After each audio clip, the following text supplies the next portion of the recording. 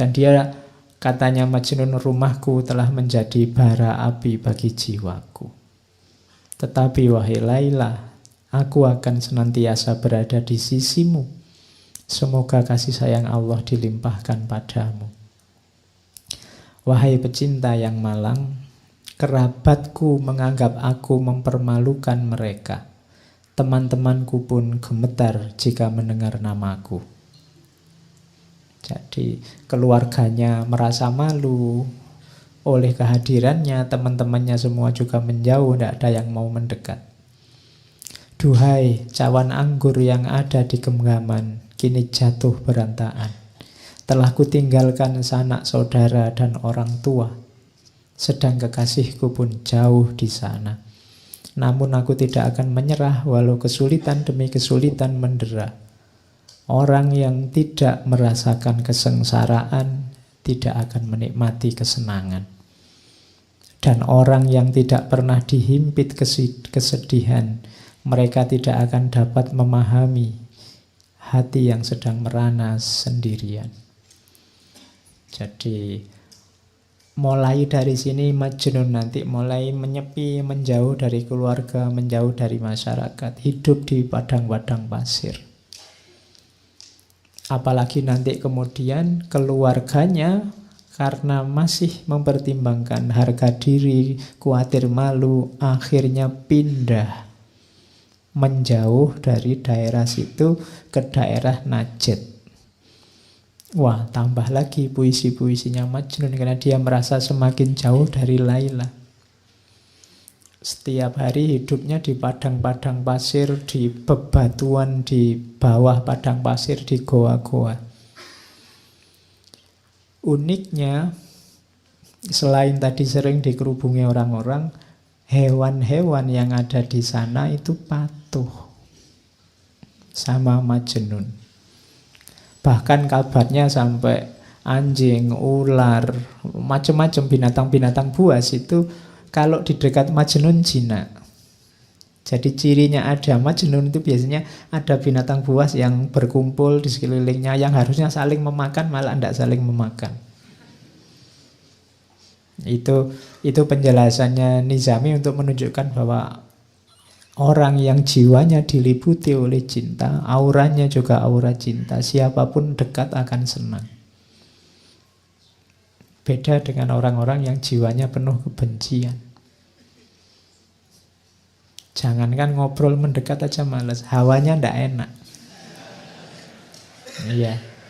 Jadi bangun jiwamu dengan aura yang penuh cinta. Bahkan binatang buas pun bisa tunduk, bisa patuh. Kadang-kadang kalau Majnun sedang tidur di tengah padang pasir, binatang-binatang ini yang menjaga. Itu kelebihannya para pecinta. Oke. Ini pelajaran dari Majnun lagi, bahwa cinta itu kebebasan. Wahai Laila kekasihku, berjanjilah pada keagungan cinta, agar sayap jiwamu dapat terbang leluasa. Melayanglah bersama cinta laksana anak panah menuju sasarannya. Cinta tidak pernah membelenggu, karena cinta adalah pembebas yang melepaskan simpul-simpul keberadaan. Cinta adalah pembebas dari segala belenggu. Jadi contoh paling mudah, di mana sih pembebasannya cinta itu? Majnun tidak lagi terikat oleh apapun selain cintanya. Dia rela kehilangan bahkan keluarganya, apalagi posisinya sebagai putra mahkota, apalagi kedudukannya, teman-temannya. Dia enteng saja melepaskan semuanya. Itu menunjukkan bahwa cinta itu membebaskanmu dari apapun, bahkan contoh paling kecil lagi, bahkan membebaskanmu dari dirimu sendiri. Cinta membuat orang tidak egois. Kalau masih egois, masih belum cinta. Masih egois itu kan masih berpikir tentang dirinya sendiri terus. Perhitungan apa yang enak, apa yang menguntungkan bagiku. Tapi orang yang jatuh cinta tidak. Makanya katanya Majnun, cinta itu membebaskan manusia. Kalau kita semua menggunakan relasi cinta, mungkin hari ini nggak sepanas ini, nggak sesumpek ini. Kampanye itu mungkin juga tidak panas kalau saling mencintai. Mungkin yang satu bilang, ya kalau beliau mau jadi presiden, ya monggo saya persilahkan. Nanti yang satunya bilang, jangan gitu, saya tidak enak. Sampean juga tidak apa-apa, silahkan jadi presiden. Ayo. Bayangkan loh kalau yang kampanye kayak gitu kan enak, kita bisa ketawa-ketawa bareng. Oke, sekarang kan saling rebutan. Kalau cinta saling membebaskan. Oke. Terus, walau dalam cinta setiap cawan adalah kesedihan, namun jiwa pecinta akan selalu memberi kehidupan. Jangan takut sedih, jangan takut ganjalan, jangan takut penderitaan. Karena cinta akan selalu memberimu hidup. Yang pernah jatuh cinta kemudian patah hati bisa memahami ini. Kesedihanmu itu yang luar biasa itu. Itulah yang menghidupkanmu lewat kenangan-kenangan, memori-memori. Indah loh. Kenangan itu kan membuatmu kangen, membuatmu rindu, membuatmu ingin ketemu lagi, ingin hidup sebelum bersama dia. Jadi cinta itu sakit, tapi sakitnya cinta itu ngangen nih.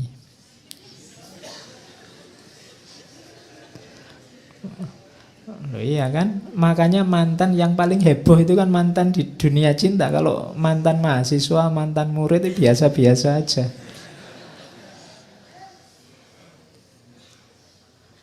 Banyak racun yang harus kita telan untuk menambah nikmatnya cinta.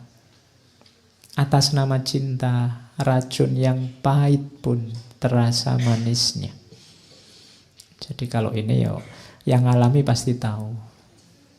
Orang lain melihat itu, kamu itu ndak capek, kamu itu ndak males, kamu itu kok mau-maunya, itu kan bagi orang lain itu racun-racun. Apa enak, apa enaknya. Tapi bagi yang ngalami, itulah nikmatnya cinta. Jadi itu pelajaran dari Majnun. Terus, bertahanlah kekasihku, dunia diciptakan untuk kaum pecinta. Dunia ini ada karena cinta. Percayalah kalau tidak ada satupun orang yang punya jiwa cinta, tidak ada lagi relasi antar manusia yang namanya cinta, dunia ini bubar. Detik ini juga. Kalau tidak percaya, coba saja. Karena orang akan saling mengobjekkan, orang saling memanipulasi, orang saling. Dunia akan bubar. Masih ada. Cinta masih banyak, maka dunia ini masih ada. Ya paling di medsos rame, tapi dalam kehidupan sehari-hari, enggak. Cinta itu masih banyak. Kalau enggak, ya sudah kiamat dunia ini. Oke, jadi itu pelajaran bahwa cinta itu membebaskan. Terus, nah ini dari Majnun lagi, tentang pelajaran tentang jarak. Cinta itu paradok. Bila dekat rumahnya Laila, aku merasa terbebani. Tapi bila aku jauh darinya, aku merasa sedih. Sehingga dekat maupun jauh, bersemayam rindu dan gelisah. Saat dia berjanji, cintaku kian menggebu menanti. Saat dia tidak janji, aku mati menanti datangnya janji. Sehingga jauh maupun dekat, hanya dia di angan.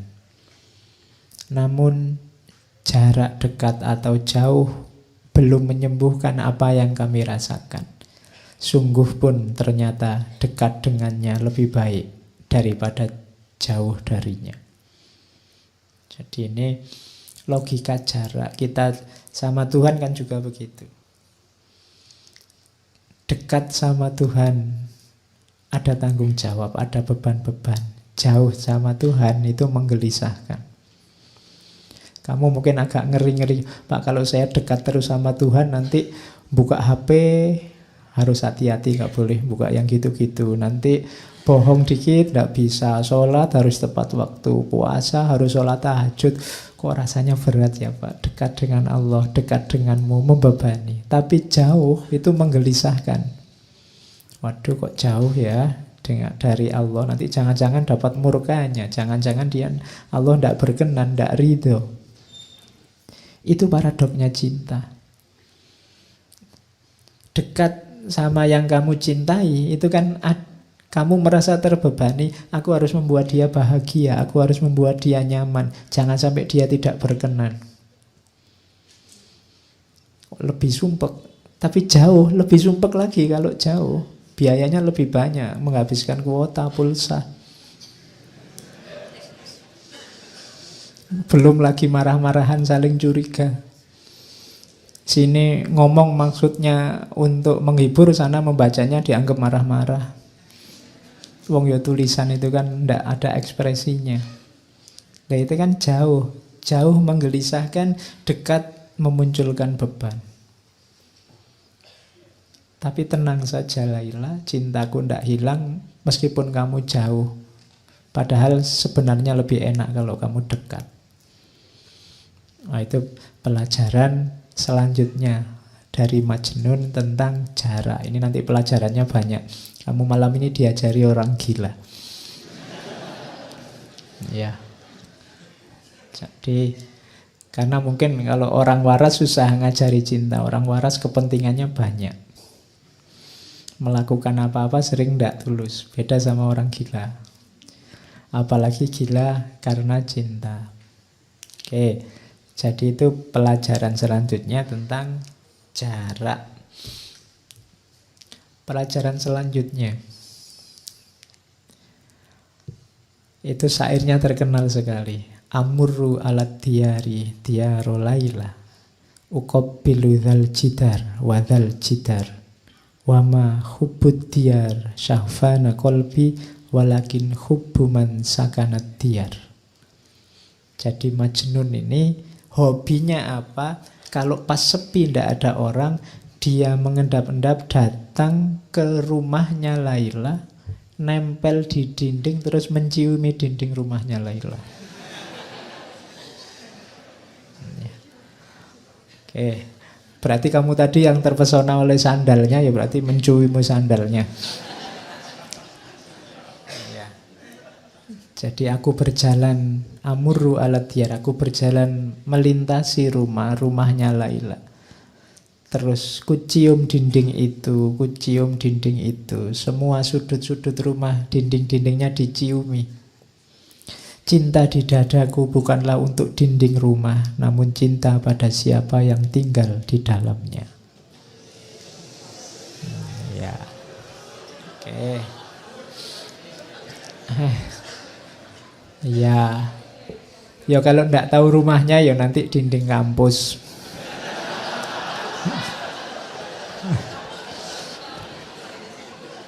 Loh iya loh.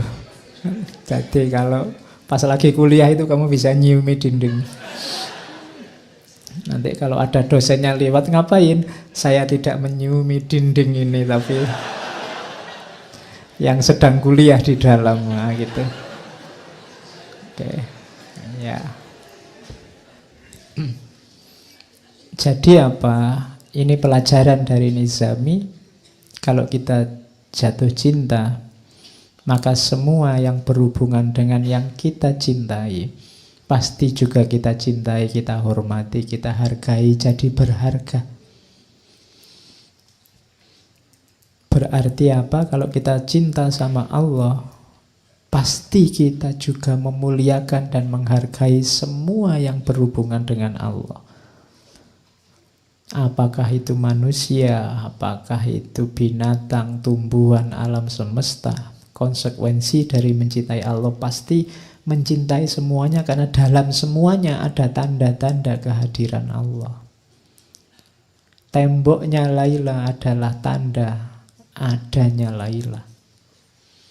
Maka semua orang, semua makhluk harusnya juga kita cintai. Kalau orang ngaku mencintai Allah tapi masih ada yang dia benci di alam ini, padahal semua yang ada di alam semesta ini adalah tanda-tanda kehadirannya Allah, berarti sebenarnya dia belum terlalu cinta.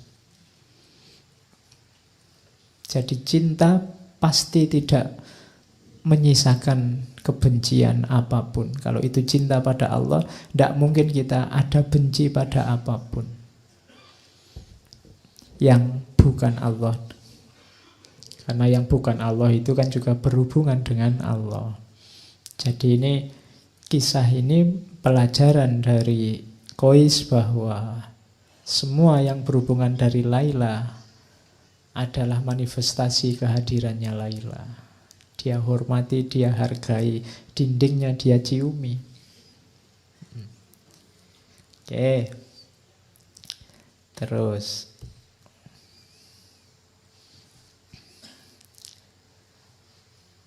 kalau ini pelajaran tentang kesetiaan. Jadi orang yang mencintai, jadi saya bilang tadi ya, Qais itu selalu ditunggu syair-syairnya. Syair-syairnya indah-indah dan penuh makna.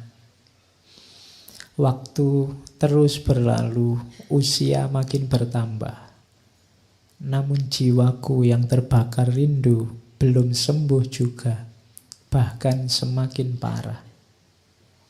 Bila kami ditakdirkan berjumpa, akan kugandeng lengannya, berjalan bertelanjang kaki menuju kesunyian, sambil memanjatkan doa-doa pujian.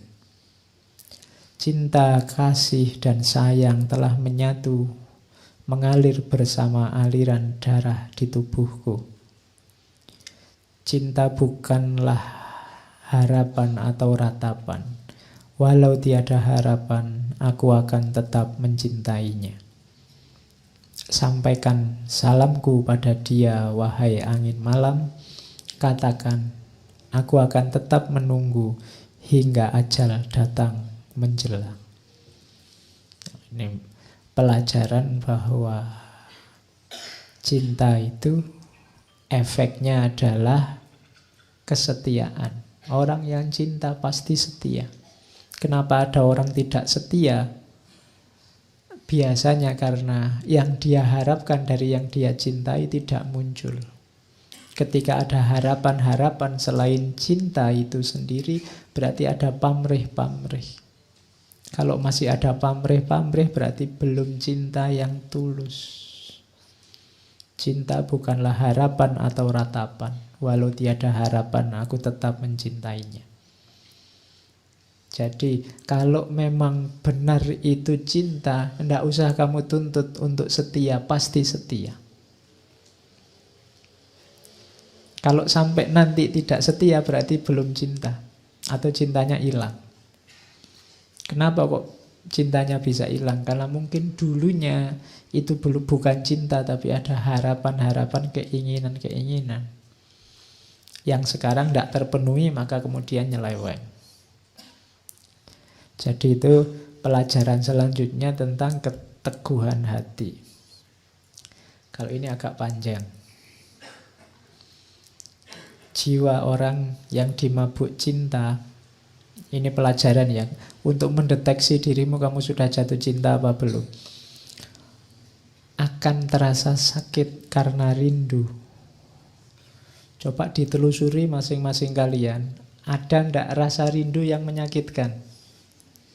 Ingin ketemu terus, tapi begitu ketemu nggak tahu mau ngapain. Itu menunjukkan ingin ketemu saja. Ketemu saja sudah. Beres. Ya bukan karena saya ingin ketemu sekali dia Pak. Kenapa? Utangnya belum dibayar misalnya. Bukan itu. Kalau itu bukan kerinduan namanya. Ya, ini rindu yang jadi setiap kali bervisa kamu sakit, kamu ingin ketemu terus. Sebab pecinta ingin selalu bersama. Tapi halangan tidak akan henti-henti. Biasanya banyak ujiannya. Pecinta seperti 2 ekor kijang di bukit gersang. Selalu bersama, walau tiada makanan. Jadi ciri pertama itu jiwa pecinta, itu jiwa rindu pada yang dicinta. Kalau kamu cinta sama Allah, maka hatimu selalu ingin ketemu dengan Allah. Hal-hal tidak penting kayak ngaji ini mungkin membuatmu sebel karena aku segera ingin ketemu Allah. Atau seperti burung merpati, walau terbang bebas di angkasa luas, tetap saja kembali pada kekasihnya. Atau laksana ikan tuna, tetap tabah walau dipermainkan gelombang, timbul tenggelam di lautan. Ciri cinta yang kedua adalah apapun aktivitasmu, kamu mengalami apapun, pada akhirnya kamu ingin kembali pada yang kamu cintai. Ujian apapun, masalah apapun, silahkan datang, tapi tujuanmu tetap kekasihmu. Berarti jiwamu jiwa pecinta. Walau selalu dicaci dan dicela, batin menjerit, tubuh binasa, meski lapar dan disia-siakan, namun jiwa pecinta akan selalu memaafkan. Itu cinta. Pecinta tidak membutuhkan pujian. Ciri selanjutnya, kalau masih nunggu dipuji, wah kamu setia sekali, wah kamu, aku capek-capek jemput kok kamu gak terima kasih, itu belum cinta. Ya, masih butuh pujian. Dan pengorbanan pecinta tidak akan sia-sia. Kulihat bintang kutub dan bintang kejora, di mana pula cinta. Sekecil apapun, cinta tetap berkuasa di singgasana jiwa. Dan bagi pecinta, kebahagiaan dan kesedihan sama indahnya. Karena cinta sejati tidak mengenal kesia-siaan. Jiwaku dan jiwanya akan tetap bersama, andai pun tidak di dunia. Pasti jiwa kami akan bersatu di liang barza. Dan kelak akan dibangkitkan bersama hingga dapat bersatu selama-lamanya. Oke. Mataku berkorban untuknya dengan segenap curahan air mata. Berharap liang lahatnya adalah liang lahatku, agar jenazah kita bersatu. Oke, ini syairnya Majnun. Jadi nanti Majnun ini akhirnya sangat terkenal karena syair-syair dan kegilaannya. Semakin dia terkenal dengan kegilaannya, semakin marah keluarganya Laila dan semakin gelisah keluarganya Majnun. Dan itu nanti beban tersendiri bagi mereka berdua. Bahkan nanti di antara keluarganya Laila ada yang ngancam, dibunuh saja enaknya orang ini. Bikin masalah saja. Oke. Nah, dari situ nanti muncul syairnya Laila. Laila ini protes, jangan dikira hanya Majnun yang segalau itu. Aku pun juga sama galaunya. Hanya aku tidak seperti Majnun bisa bebas keluar. Bila kakiku terperosok, kalau ini Laila, aku menyebut namanya. Aku bermimpi dalam tidurku, hidup bersama dia. Apabila disebut namanya, hilanglah kekuatan jiwa. Hatiku seperti sirna ditelan namanya.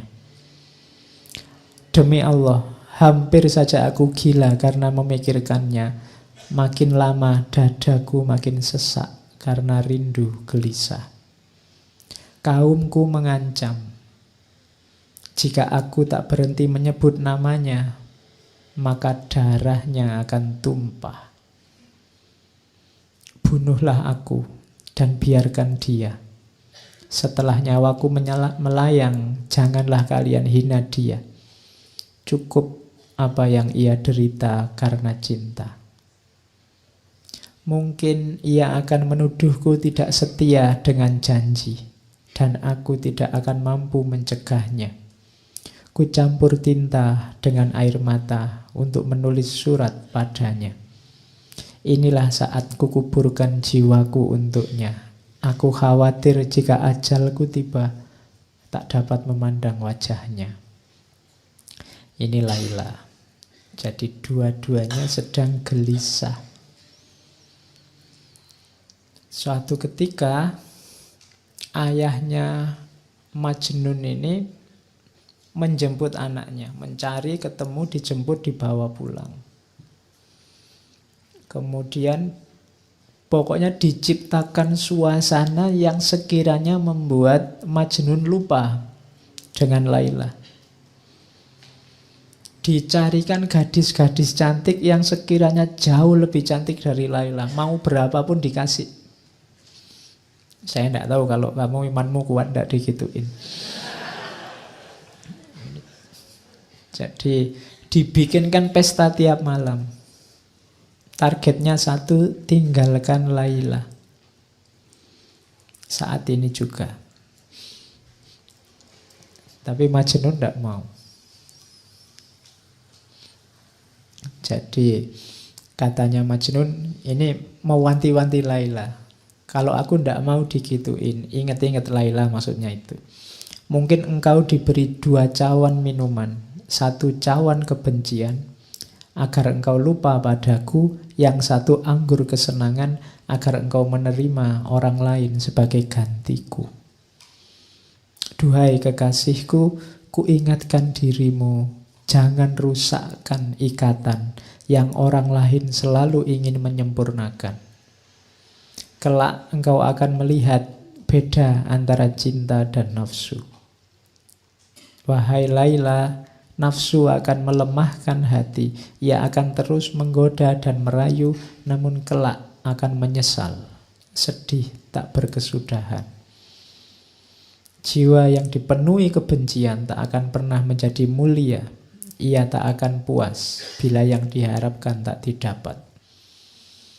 Bedakan cinta dengan nafsu. Cirinya, nafsu akan terus menggoda, yang akhirnya adalah penyesalan. Sedang diriku Laila demi Allah, tali kasih yang telah bersemi akan kusiram dan kupupuk, agar cinta yang engkau berikan tetap terjaga selamanya. Dan aku haramkan atas diriku juga segala yang engkau tidak suka. Jadi orang jatuh cinta itu pasti tidak melakukan apa yang tidak disukai oleh yang dicintai. Kalau kamu cinta pada Allah, tidak perlu dipaksa, tidak harus ditausiai tiap hari, pasti dengan ikhlas. Kamu tidak menjalankan yang tidak disukai oleh Allah. Jangan kau biarkan jiwaku hancur karena murkamu. Orang yang cinta itu yang ditakuti satu, yang dia cintai marah padanya. Karena aku tak sanggup menerima amarahmu, bahkan gunung pun akan hancur karena kemarahanmu. Buanglah dalam dirimu segala keraguan, karena cinta tak bisa bersanding dengan kebimbangan. Aku akan selalu menjaga tali cinta kita. Walau engkau tak di sisiku, namun aku yakin cintamu selalu hadir di hatiku. Nah, ini